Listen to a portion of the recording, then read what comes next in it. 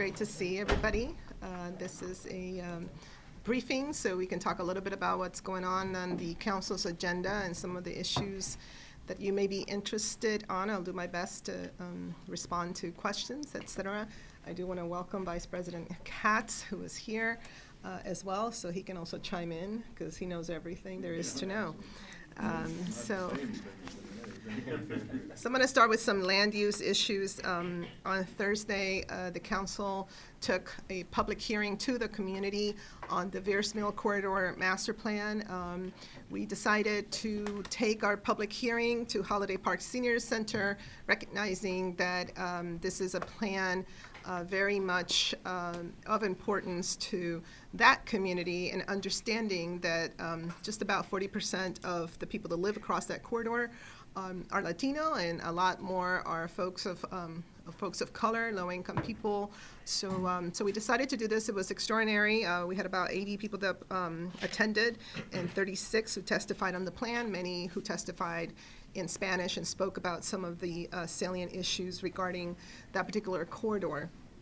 The gist of that, this master plan, this proposal, has everything to do with connectivity, recognizing also that this is one of the highest transit use, public transportation usage routes in the state, and definitely the highest in the county.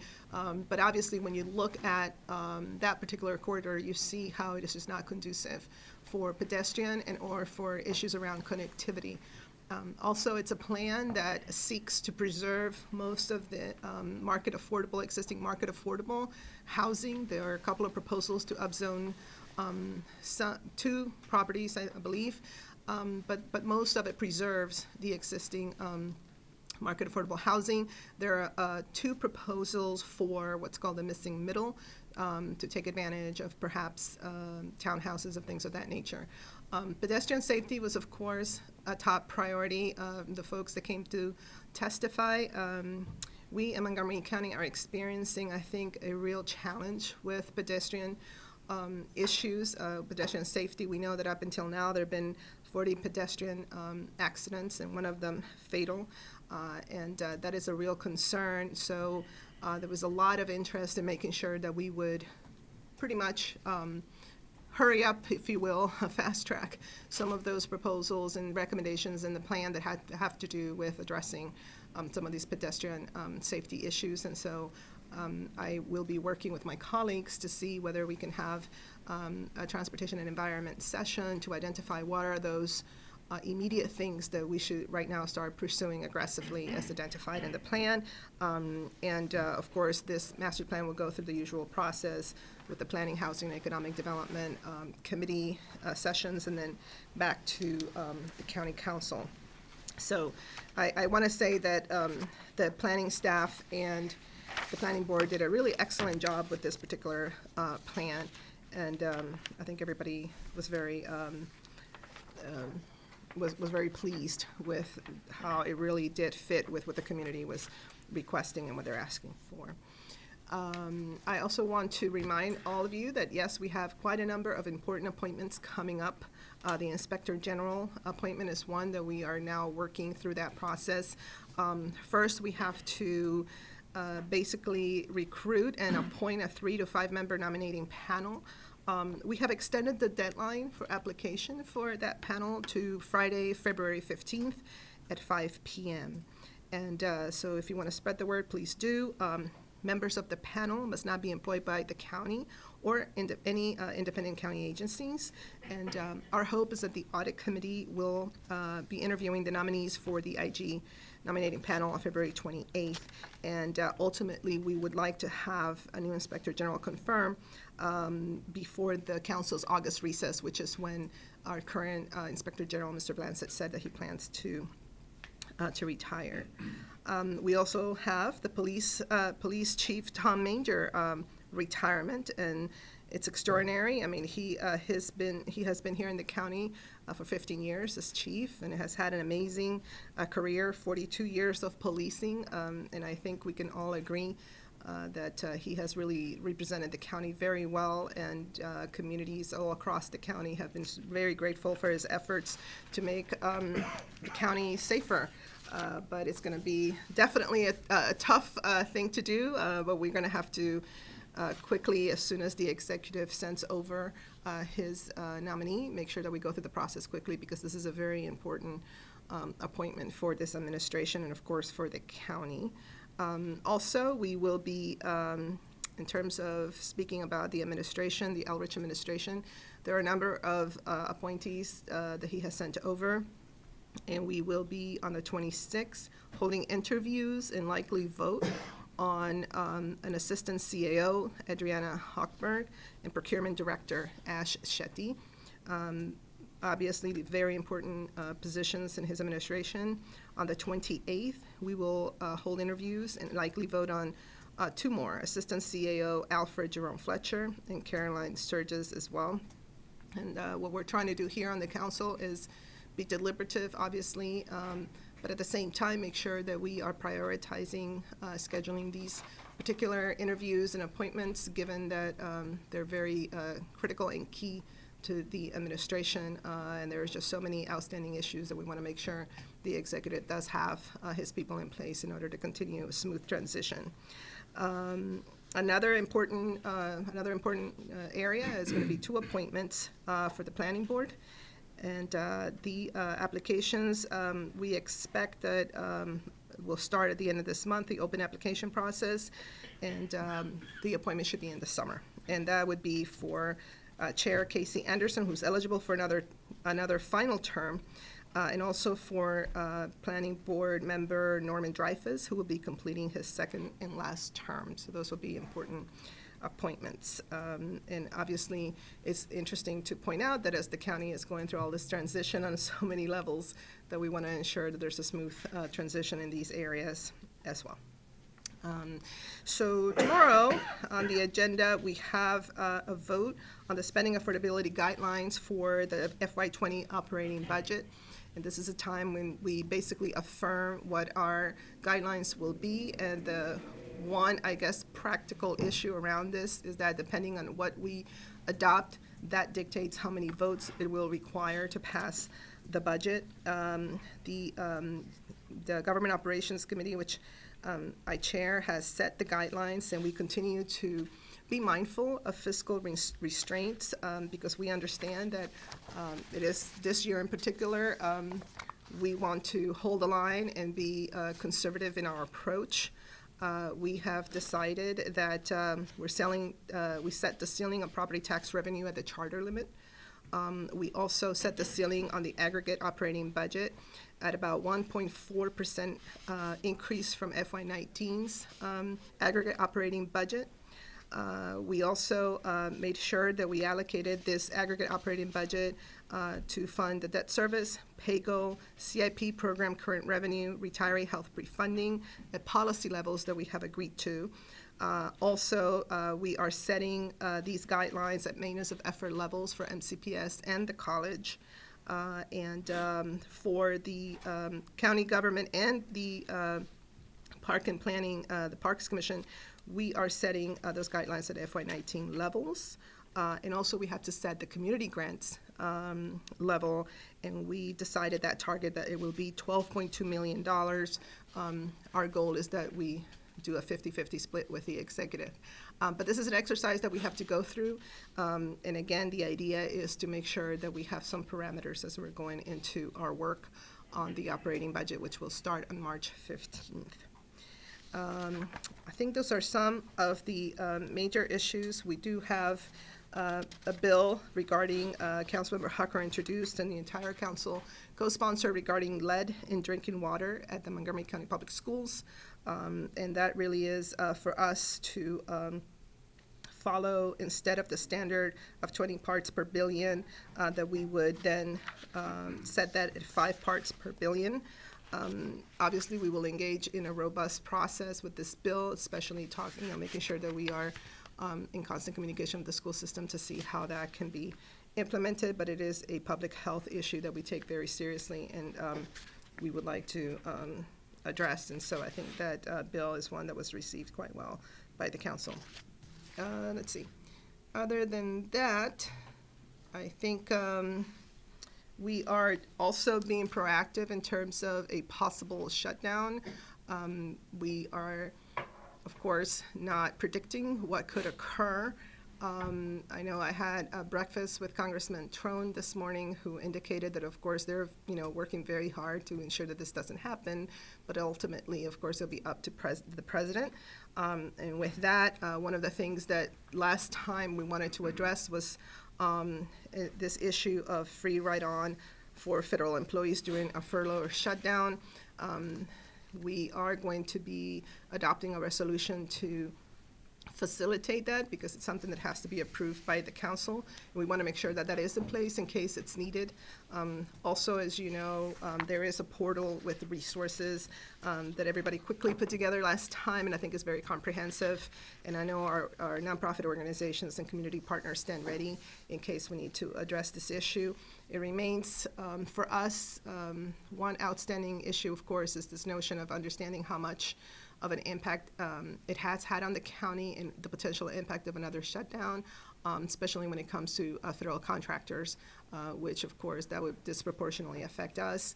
We're very mindful of all of that, but obviously there is no, I think, movement to make federal contractors and their employees whole. Many of these employees are low income, so obviously we're very mindful of that, what that impact is, and as it is reflected by many of the resources that we put in place, we know that that is something we have to be mindful of.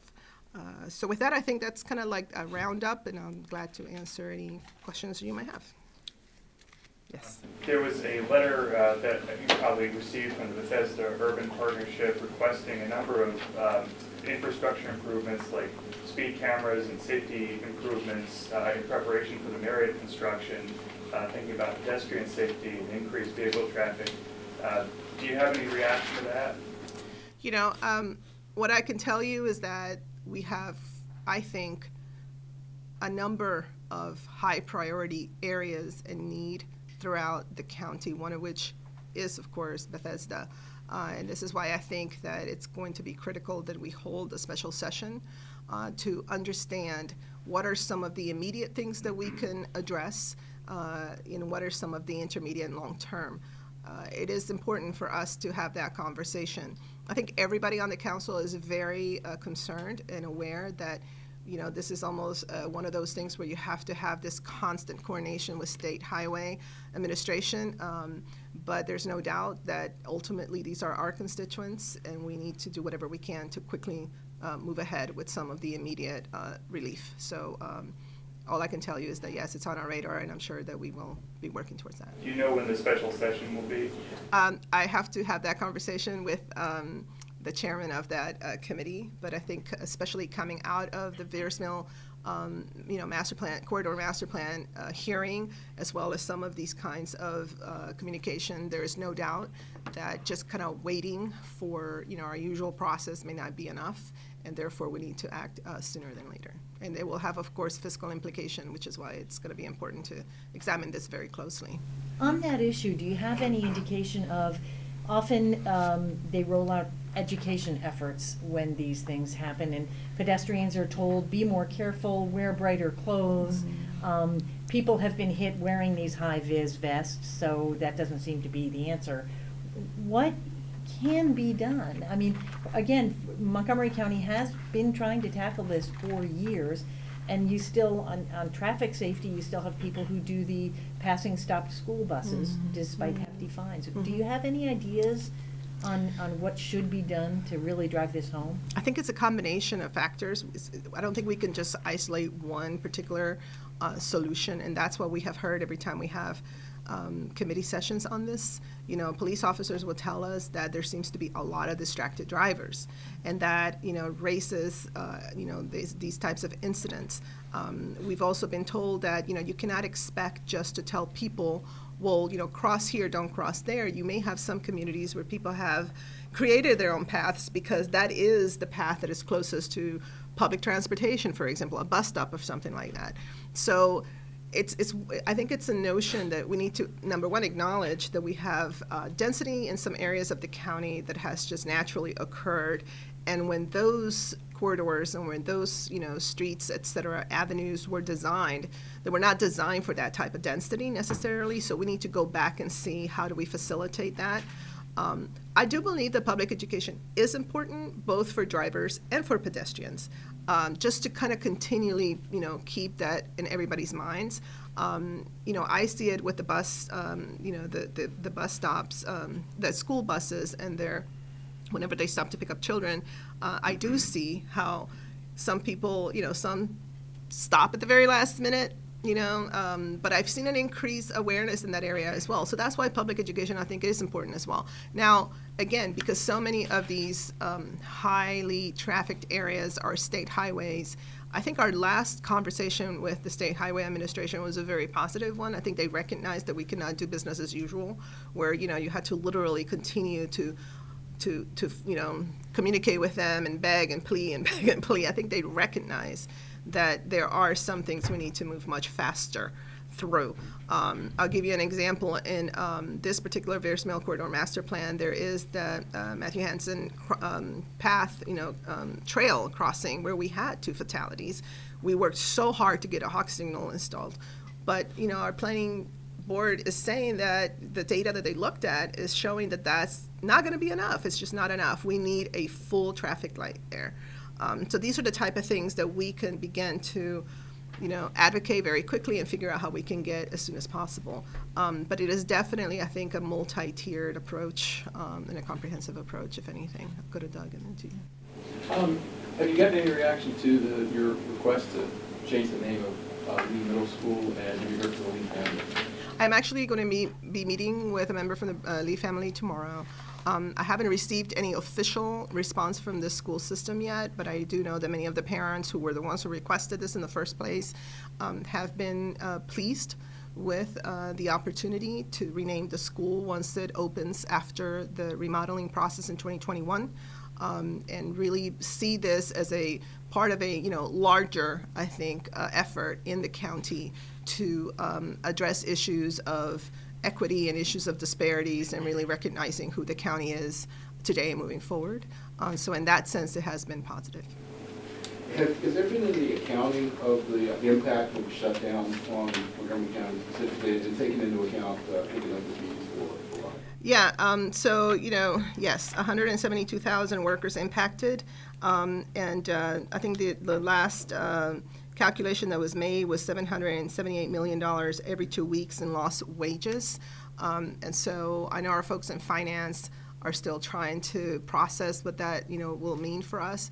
But this is definitely it's never a good time. This is definitely not a good time for Montgomery County to have to address, this particular challenge as well, because we know that, our revenue picture has not been at the level that we had hoped for. And so these kinds of external issues add another layer of impact. And so when we get into the budget process, we definitely are going to feel it.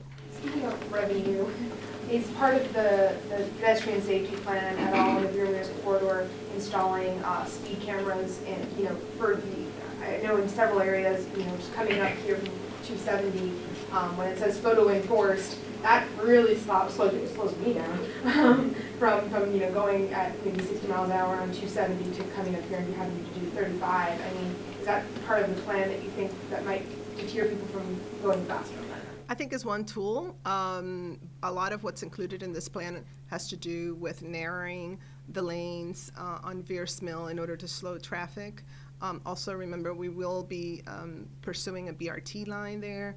So there are some engineering treatments that will bus rapid transit. So there's some re-engineering treatments that can help slow down and facilitate pedestrian access, and so that will be something that obviously we're going to be working through, and then figuring out what will be the best combination of all of this. It's kind of like rethinking like I said, many of these corridors in the past tend to be suburban areas with just very heavy auto-centric.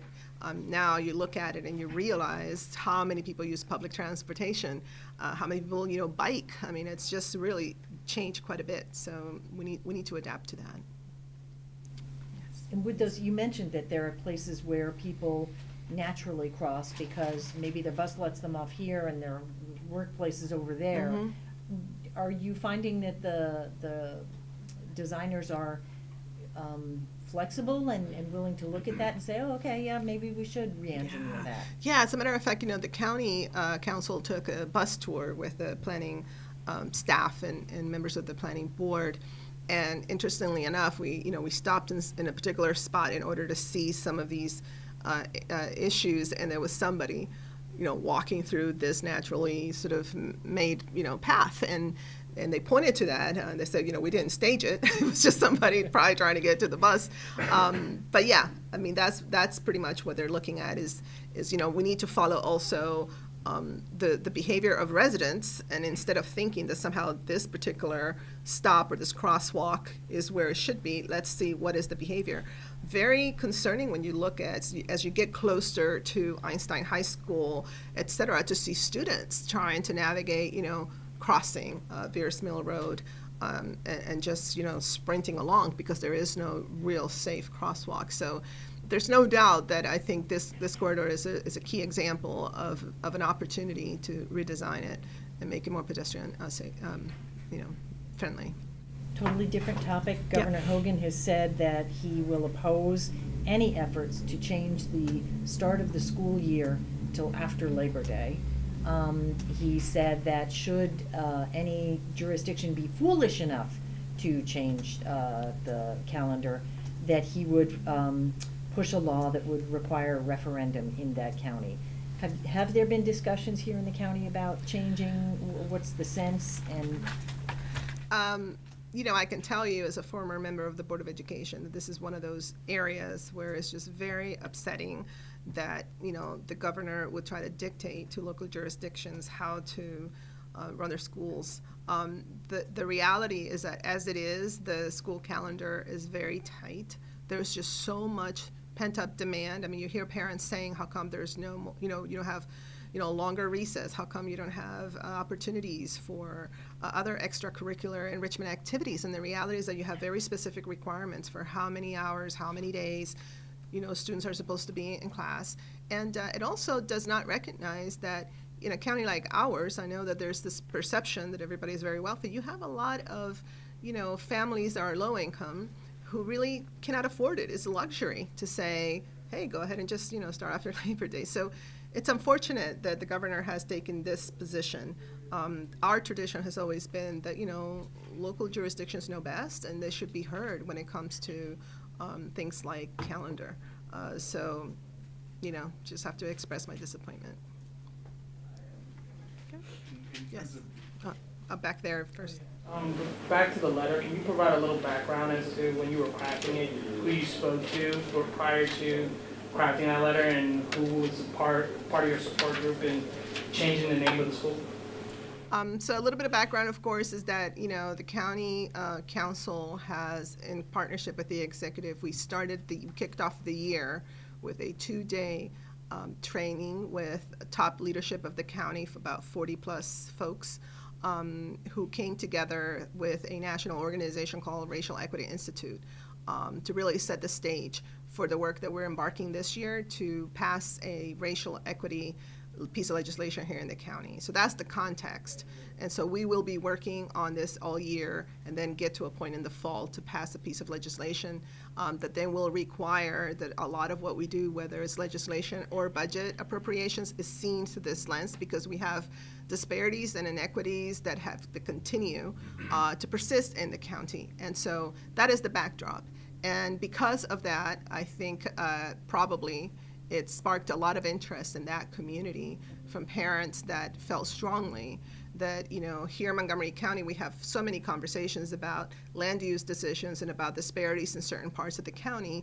And when you start looking at the history, you realize that there was a stage that was set a long time ago to lead us to this point of having those disparities. And this particular person was very much responsible for a lot of those covenants that did not allow African Americans to live in many of these neighborhoods unless you were a domestic person, a domestic servant. And so that, to this day, you see how that still has an impact.